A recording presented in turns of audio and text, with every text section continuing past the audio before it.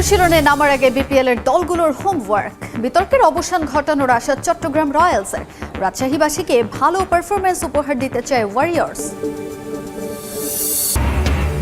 Asian cup বাছাইয়ে ভারতকে হারানোর পুরস্কার হিসেবে যুব ও ক্রীড়া মন্ত্রণালয়ের 2 কোটি টাকা বুঝে পেল ফুটবল দল। উপেক্ষিত টিম অ্যাসিস্ট্যান্ট। আমরা চেকগুলো গ্রহণ করেছি, তারা যেভাবে দিয়েছে আমরা ওইভাবে প্লেয়ার প্লাস অফিসিয়ালদের বুঝিয়ে দিই। প্রথম বিভাগ ক্রিকেটে নাটকের শেষ কোথায় আরও এক দফা পিছিয়ে 14 ডিসেম্বর শুরুর ঘোষণা। সূচিতে থাকবে দল বদল বর্জন করা 8 ক্লাবও। বিদ্রোহীদের লিগে অংশ নেওয়ার অনুরোধ বিসিবি। তাদের বোধোদয় হবে। তাদের বারবার আমি রিকোয়েস্ট করছি তারা যাতে ক্রিকেট খেলায় অংশগ্রহণ করবে। যুব এশিয়া কাপ শিরোপা ধরে রাখার প্রত্যয় নিয়ে আরব আমিরাতে বাংলাদেশ দল। গ্রুপ চ্যাম্পিয়ন হওয়া এই প্রাথমিক লক্ষ্য, স্বপ্ন হ্যাট্রিক শিরোপার। বিতর্ক কাটিয়ে মাঠের পারফরমেন্সে নজর দিতে চায় চট্টগ্রাম রয়্যালসের নতুন মেন্টর ও ব্যাটিং কোচ তুষার ইমরান। ক্রিকেটারদের পারফরমেন্সের উপর ভিত্তি করেই নিলামে তাদের কেনা হয়েছে বলে জানায় রয়্যালস ম্যানেজমেন্টও। তাই তা নিয়ে বিতর্কের সুযোগ নেই। 23 ডিসেম্বর শুরু হবে চট্টগ্রামের অনুশীলন। টিম মিটিংয়ে চূড়ান্ত হবে দলটির নেতৃত্ব যাচ্ছে কার কাঁধে। বাংলাদেশ প্রিমিয়ার লিগের গেল কয়েক আসরে কোনো না কোনো দল নিয়ে হয়েছে বিতর্ক, যা প্রশ্নবিদ্ধ করেছে আয়োজক বিসিবিকে। গেল আসরে সব বিতর্কিত কর্মকাণ্ড ঘটিয়ে আলোচনায় ছিল দুর্বার রাজশাহী। এবার তাদের সব দায়িত্ব যেন নিজেদের কাঁধে তুলে নিতে প্রস্তুত Chattogram Royals. Franchise sir 50 lakh টাকা ফর নাইম শেখ। শুরুতেই নিলামের উচ্চ মূল্যে খেলোয়াড় কিনে আলোচনায় আসে ফ্র্যাঞ্চাইজিটি। দলটির ব্যাংক গ্যারান্টি নিয়েও ছিল অনিশ্চয়তা, যদিও পরে বিসিবির সঙ্গে সবকিছু মিটমাট করে তারা। অনিশ্চয়তা কাটিয়ে চট্টগ্রাম রয়্যালসের মালিকানা নিজেদের কাছেই রাখছে ফ্র্যাঞ্চাইজিটি। তবে প্রশ্ন ওঠে মেন্টর হিসেবে নিয়োগ পাওয়া হাবিবুল বাশারের হঠাৎ সরে দাঁড়ানো। টুর্নামেন্ট শুরুর আগে এমন সব কর্মকাণ্ড প্রশ্নবিদ্ধ করে তুলেছে ফ্র্যাঞ্চাইজিটিকে। তবে বিপিএল শুরুর আগে নিজেদের নিয়ে ওঠা প্রশ্নের জবাব দিয়েছে দলটি। হাবিবুল বাশার সুমনের জায়গায় নতুন মেন্টর ব্যাটিং কোচ হিসেবে নিয়োগ দেওয়া হয়েছে তুষার ইমরানকে। অনেক ধরনের কথা বলছেন যে কন্ট্রোভার্সির একটা জায়গা থাকে যে এই টিমটা কেমন পারফরমেন্স করবে। এক্স প্লেয়ার অনেক এক্স ক্রিকেটারদেরকে নিয়েছেন এখানে, এজ যাদের বেশি। অবভিয়াসলি আমাদের একটা প্ল্যানিং আছে, যদি ওনার যদি ভালো কিছু সাপোর্ট করে আমরা ভালো কোনো ফরেন নিয়ে আসবো আর কি। সুমন খান একটা প্রমিনেন্ট প্লেয়ার, আমার কাছে যেটা মনে হচ্ছে। আবু আয়দার রনি আছে অলরাউন্ডার। এই বেস করে নেওয়া হয়েছে যে একজন অলরাউন্ডার যদি ফেল করে সেই ক্ষেত্রে আপনার ব্যাকআপ প্লেয়ার হিসেবে থাকতে পারে 2-3 জন আছে আমার টিমে। বলতে পারতেছি না যে কে খেলবে কে খেলবে না, বাট আমার কাছে মনে হয়েছে যে জিয়াউর রহমান 11-এ থাকার মতন এবং টপ ক্লাস ক্রিকেটেও কিন্তু ভালো খেলে আসছে। যদিও সংবাদ সম্মেলনে ছিল না ফ্র্যাঞ্চাইজিটির মালিক পক্ষের কেউ। টিম মিটিং এর পরে চূড়ান্ত হবে বিপিএল এর দলটিকে নেতৃত্ব দেবে কে। টুর্নামেন্টের শুরু থেকে পাওয়া যাচ্ছে পাকিস্তানের আবরার আহমেদকে। এই টিমটা যদি ভালো করতে পারে, 6টা টিম নিয়ে যেহেতু বিপিএলটা হচ্ছে, গ্রেট অপরচুনিটি সুপার 4-এ খেলার। তো সেই কাজটা করতে পারলে আমি মনে করবো যে আমার দিক থেকে আমি সাকসেস। কনফারেন্সের পর আমরা মিটিং আছে যেহেতু, তখন আলাপ আলোচনা হবে যে ক্যাপ্টেন্সি করবে কে, ভাইস ক্যাপ্টেন্সি করবে, তখন আপনারা জানতে পারবেন। প্রেস রিলিজও দেওয়া হবে মনে হয় যে ক্যাপ্টেন্সির ব্যাপারে। এদিকে 23 তারিখ থেকে শুরু হবে মাঠের অনুশীলন। সব বিতর্ক কাটিয়ে উঠায় মাঠের পারফরমেন্সে মনোযোগ দিতে চায় দলটির কোচ। আমরা চাই যে ফুল প্রুফ কোনো প্ল্যান। এশিয়ান কাপ বাছাইয়ে ভারতকে হারানোর পুরস্কার হিসেবে যুব ও ক্রীড়া উপদেষ্টার ঘোষিত 2 কোটি টাকা ফুটবলারদের মাঝে বিতরণ করা হলেও উপেক্ষা করা হয়েছে জাতীয় দল সহকারী মহসিনকে। বাফুফের দাবি, পুরস্কার প্রদানের এই তালিকা তৈরি করেছে ক্রীড়া পরিষদ। 2 কোটি টাকা 23 ফুটবলার ও 7 কোচিং স্টাফের মাঝে সমান ভাগে ভাগ করে দেয়া হয়েছে বলে জানান সাধারণ সম্পাদক ইমরান হোসেন তুষার। ফুটবলে ভারতের বিপক্ষে 22 বছর পর বাংলাদেশের ঐতিহাসিক জয়ে আনন্দে ভেসেছে পুরো দেশ। সেই আনন্দে একাত্মতা প্রকাশ করে তাৎক্ষণিক 2 কোটি টাকার অর্থ পুরস্কার ঘোষণা করেন যুব ও ক্রীড়া উপদেষ্টা আসিফ মাহমুদ সজীব ভুইয়া। দায়িত্ব থেকে সরে যাওয়ার আগে তার প্রতিশ্রুত অর্থ বাফুফেকে বুঝিয়ে দিয়েছে জাতীয় ক্রীড়া পরিষদ।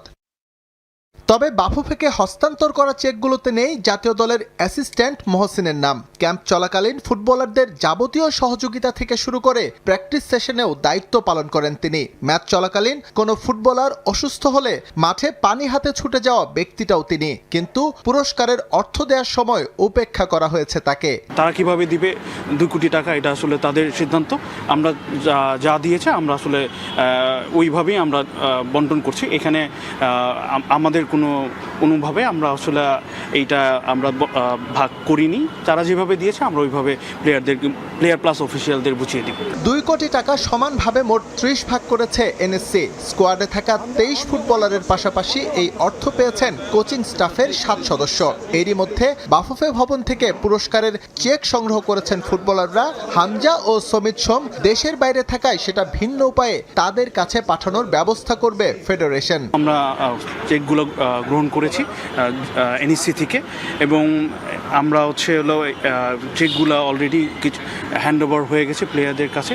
আমরা আসলে টোটাল 30 জনকে ওনারা দিয়েছে অফিসিয়াল প্লাস প্লেয়ারদের 23 প্লেয়ার। সো আমরা আসলে খুশি। আমি ধন্যবাদ জানাতে চাই তাদের মাধ্যমে যুব ক্রীড়া মন্ত্রণালয় প্লাস জাতীয় ক্রীড়া পরিষদকে। তারা আমাদের প্লেয়ারদেরকে অনুপ্রাণিত করেছে যেন সামনে আরও ভালো রেজাল্ট করতে পারে। এনএসসির টাকা পেয়ে ফুটবলারদের বুঝিয়ে দিয়েছে বাফুফে। দ্রুতই নারী দলের সাফ জয়ের জন্য ঘোষণা করা 1.5 কোটি টাকাও তাদের মাঝে বিতরণ করা হবে বলে জানিয়েছেন সাধারণ সম্পাদক।